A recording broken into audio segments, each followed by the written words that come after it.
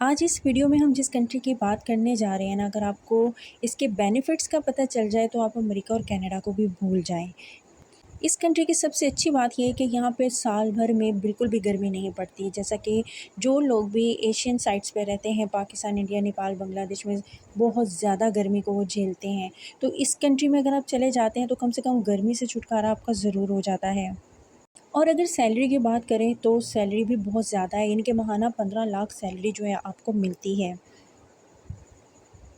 और अगर लेकिन हम यूके वगैरह की सैलरी एवरेज सैलरी की बात करें तो वहाँ एवरेज सैलरी होती है महाना यानी 6 to 7 लाख तक। लेकिन इसका बहुत बड़ा एडवांटेज है इस कंट्री में अगर आप चले जाते हैं तो। और इसके अलावा इसका एक और फ़ायदा ये भी है कि अगर आपको इस कंट्री का जो है पासपोर्ट मिल जाता है तो इसके भी बेनिफिट्स बहुत ज़्यादा होते हैं।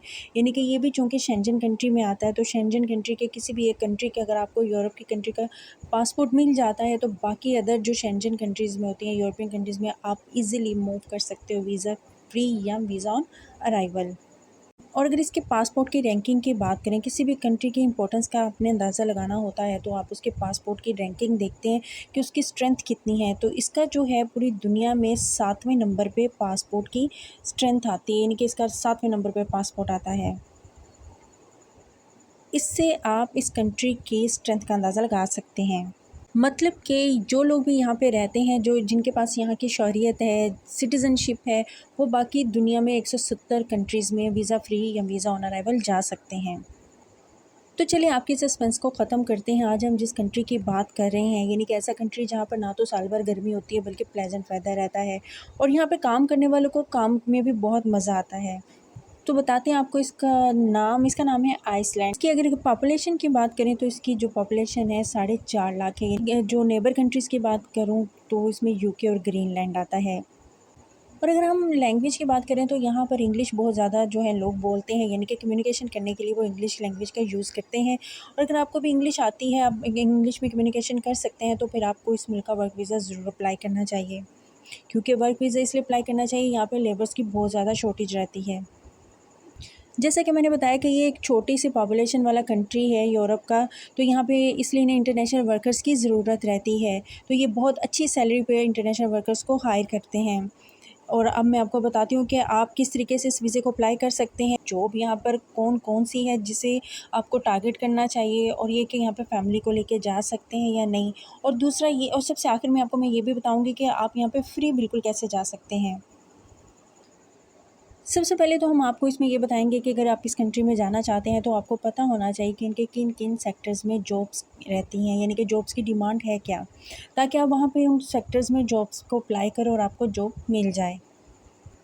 यहाँ पर सबसे पहले अगर हम बात आपको बताएं तो फ़िशिंग इंडस्ट्री में जो है जॉब्स की बहुत ज़्यादा डिमांड है। फ़िशिंग इंडस्ट्री मतलब कि चूँकि एक आइसलैंड है, यानी कि आइसलैंड से मतलब ऐसा कंट्री होता है जिसके चारों तरफ जो है समंदर होते हैं, और यहाँ पर मछलियाँ बहुत ज़्यादा वाफर मिकदार में पाई जाती हैं। अगर आपको फ़िशिंग इंडस्ट्री में काम करने की नॉलेज है, आपका एक्सपीरियंस है, या आपको ये काम आता है, और ये कि मछलियों को किस तरह से निकाला जाता है, इन्हें स्टोर किया जाता है, किस तरह इनको यहाँ से एक जगह से दूसरी जगह ट्रांसफ़र किया जाता है, तो फिर यहाँ पर आपको बहुत अच्छी जॉब की जो है अपॉर्चुनिटी हैं। दूसरा अगर हम बात करें, जो सा सेक्टर है जहाँ पर जॉब्स की बहुत ज़्यादा डिमांड रहती है, वो है होटल एंड रेस्टोरेंट्स। यहाँ पे टूरिज़्म बहुत ज़्यादा है, लाखों जो टूरिस्ट हैं यहाँ पे हर साल आते हैं, जिसकी वजह से जो है होटल एंड रेस्टोरेंट्स की जॉब्स की डिमांड बहुत ज़्यादा रहती है।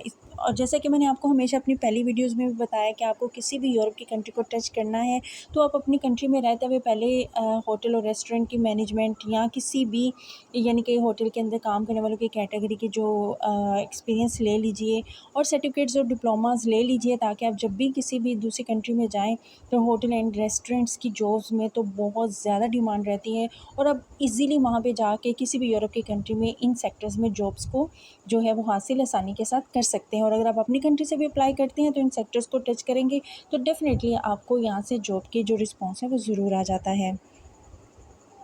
जो लोग मेरी चैनल्स पे रेगुलर हैं और मेरी वीडियोस को देखते रहते हैं, मेरे सब्सक्राइबर्स हैं, वो जानते हैं कि मैं हमेशा टिप्स एंड ट्रिक्स के साथ आपको हर कंट्री में जाने का तरीका बताती हूँ। यूरोप की किसी भी कंट्री में आप जा रहे हैं, वहाँ पे किस किस्म की जॉब्स की डिमांड रहती है, किस तरह से आपने उनको टच करना होता है, अप्लाई करना होता है, और कौन कौन से जॉब पोर्टल्स हैं जहाँ पे आप जो है टच करके आप अपनी जॉब्स को हासिल कर सकते हैं। आप मेरी वीडियोज़ में इन सारी चीज़ों की डिटेल्स अच्छे तरीके से हमेशा जो मेरे सब्सक्राइबर हैं वो जानते हैं, मैं डिटेल में बताया होता है हर चीज़ को।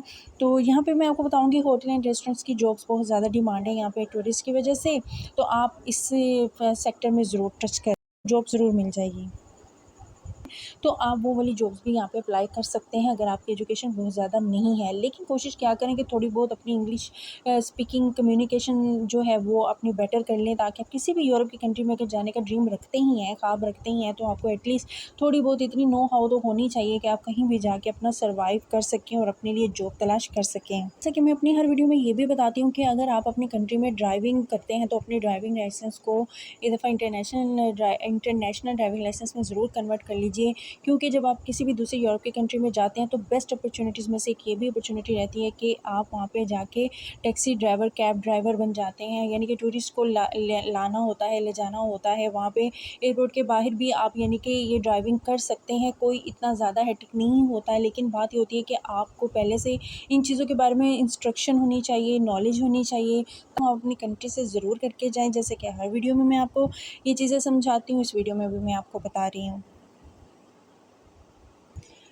अच्छा जी, अब हम बात करते हैं नेक्स्ट, यानी कि इसमें कौन-सी इंडस्ट्री है जहाँ पर जॉब्स की डिमांड बहुत ज़्यादा है, तो वो है कंस्ट्रक्शन इंडस्ट्री। जी हाँ, अगर आपको कंस्ट्रक्शन से रिलेटेड किसी भी किस्म का एक्सपीरियंस है, तो आप तब भी इस कंट्री में जाके आसानी के साथ काम ढूँढ सकते हैं। कोई भी कंट्री हो, गल्फ़ में चाहे आप जा रहे हो, चाहे यूरोप में जा रहे हो, प्लम्बर हो गया, वेल्डर हो गया, इलेक्ट्रिशियन हो गया या टेलर हो गया, इनकी तो बहुत ज़्यादा डिमांड रहती है।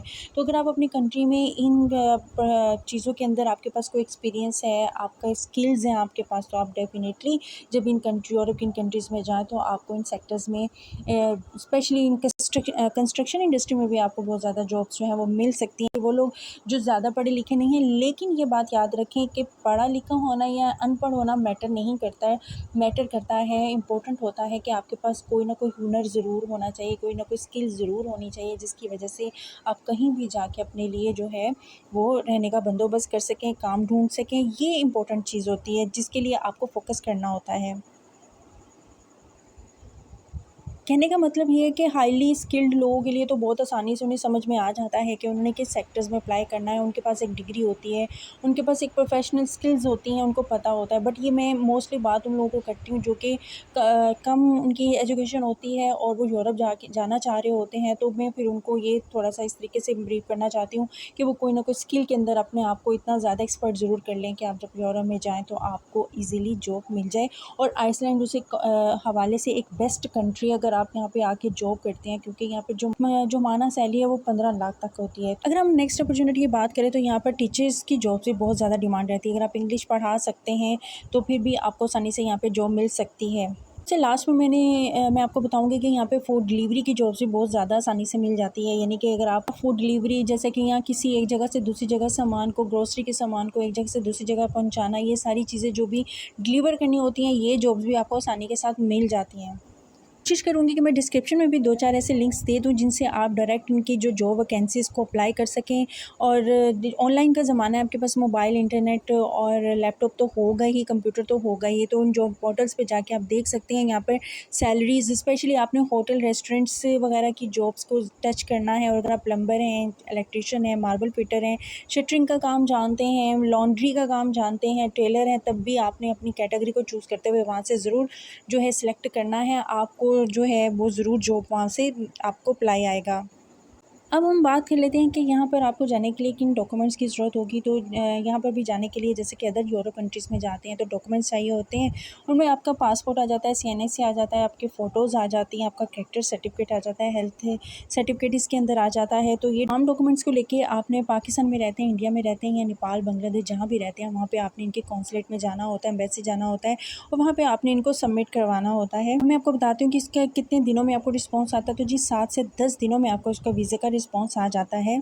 वीडियो के स्टार्टिंग में मैंने आपको बताया था कि अगर आप फ्री जाना चाहते हैं तो फ्री जाने का भी एक तरीका है। वो तरीका ये है कि आइसलैंड के अंदर भी कुछ ऐसी कंपनीज़, ऐसी एम्प्लॉयज़ मौजूद हैं जो कि आपको फ्री टिकट, फ्री रिहाइश देते हैं, फ्री फूड देते हैं, यानी कि आपके ये जो जाने का सारा एक्सपेंस है, जो अखराजात हैं, वो खुद बर्दाश्त करते हैं। और इस तरीके से आपको माहाना सैलरी जब मिलती है, जैसे कि मैंने बताया कि बहुत ज़्यादा 15 लाख के करीब होती है, तो वो अच्छी खासी आप उससे सेविंग कर सकते हैं, अपनी फैमिली के फ्यूचर को ब्राइट कर सकते हैं। और अगर आप फिर इस कंट्री से मूव करना चाहते हैं, दूसरी किसी कंट्री में जाना चाहते हैं, तो वो भी आपके लिए पॉसिबल हो जाता है, जो कि अगर आप पाकिस्तान, इंडिया या नेपाल में रहते हुए आपके लिए बहुत मुश्किल होता है।